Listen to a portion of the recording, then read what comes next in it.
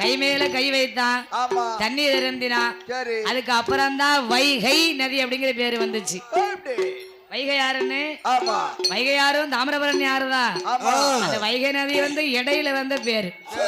ஆகையினாலே வைகை நதி கரை ஓரமாக கூடாரம் அடித்து அமர்ந்திருக்காங்க.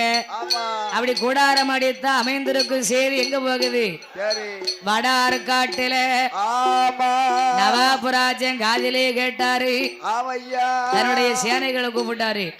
எப்பாயே சேனாதிபதிகளை, அந்த ஐயா மாலை கோனார் என் மகளுக்கு நான் கறிக்கு மாடு கேட்டு இருந்தனே, கொடுக்காம இரவோடு இரவாம பத்திக்கிட்டு போயிட்டாரு.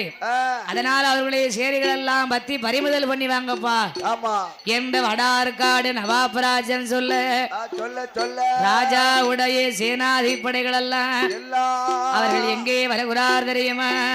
ராஜாவோட கூட்டமல்ல, ராஜாவோட கூட்டமல்ல, வடார்காடு தன்னை விட்டு எங்கே வாராரானா மாலை கோனார் ஆடு மாடு பறிமுதலும் செய்வதற்கு சேனாதி படைகளோடு கூட்டமல்ல வரகுதைய வரக்கூடிய வேளையிலே வரக்கூடிய அங்க என்ன நடக்குதானா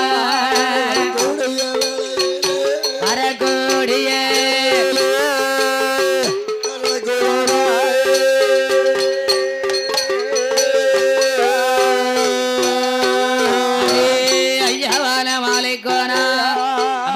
குங்காலத்திலே அந்த நவாபுராஜனுடைய சேனாதிபதிகள் எல்லாம் மாலை கோனாருடைய ஆடு மாட பறிமுதல் செய்ய வராங்க.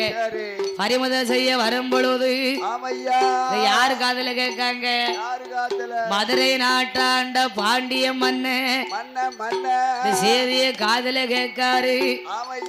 பாண்டிய நாட்டு மன்னனானவர் மாலை கோனாருடைய ஆடு மாடு பண்டு கசுக்கள் எல்லாம் நம்ம காப்பாத்தி கொடுக்க வேணும் என்று மதுரை மாநகரத்திலே பாண்டிய மன்னனவர் காதலில செய்தி கேட்டு நவாபுராஜன் படைகள் எல்லாம் அங்கே துரட்டுதாரே துரத்தி அல்ல மாலை கோனார் ஆடு மாடு காப்பாத்தி கொடுக்காரு.